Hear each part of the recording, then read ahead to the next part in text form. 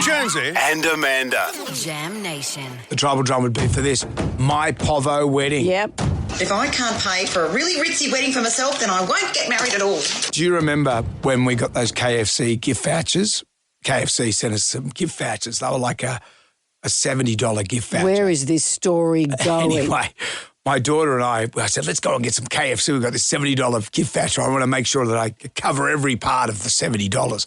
So I went up to KFC with her driving the car because I might have had a couple of beers. And the intercom, the little drive-through, I said, it's my daughter's wedding, so what would you recommend? And she... Did they blanch or they just business as usual? That was the thing. They said, okay, what about we do this, and this? And Romany was just go, Dad, oh my God. But there would be lots of families. And we were in her fair car, enough. which looks like the biggest piece of heap in the world, and it was just so great.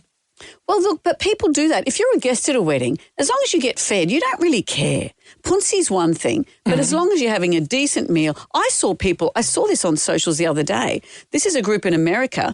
There's a group of women, and they were outraged. They were asked to help at the wedding, but they were asked to make cheese sandwiches.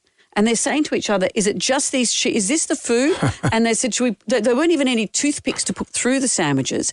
And they were putting them on a plastic tray. And the bride herself said, that'll do. They said, don't we need another tray? She said, no, just pile them up. People can help themselves. That was the catering. They go to the fire festival? They were cheese sandwiches that the bride's friends had to make. Hello, Diane. So tell us was this your Povo wedding?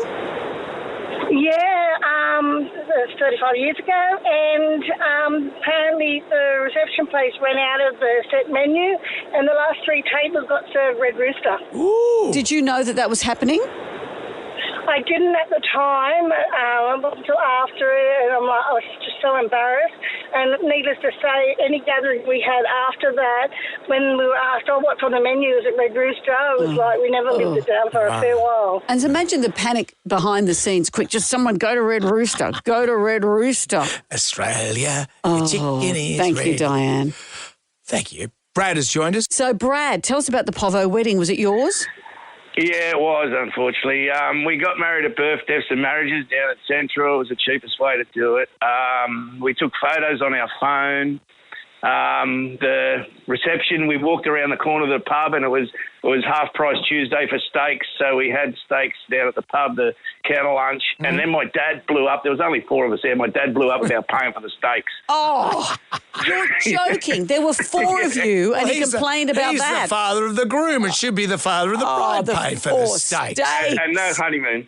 No honeymoon either. I was working. I just started a new job, so we didn't have time. Yeah. So. But you're still married, aren't you, Brad? Yeah, I am, yeah. And your wife's happy? Well, yeah, to a point, I suppose. Yeah. Okay, right. Still love steak. That's brilliant. Brad, thank you. What a ringing endorsement for marriage. Well, life gets real. When, you start haggling over the cost of the steaks on your wedding day, where do you go from there? And it's a half-price steak day. Sandra, tell us about your Povo wedding. Well, I got married in the late 70s and I was 18 and my parents said, we want you to wait. We think you're too young. And knowing everything, I'd left school and was working. I thought, nah, we can do this ourselves. So we got married in the local church and we had the reception at my mother-in-law's place in her rompers room. Everything was self-catered. My dress was remade from my sister-in-law's dresses. My bridesmaid borrowed her dress. Her car was borrowed. My car was borrowed.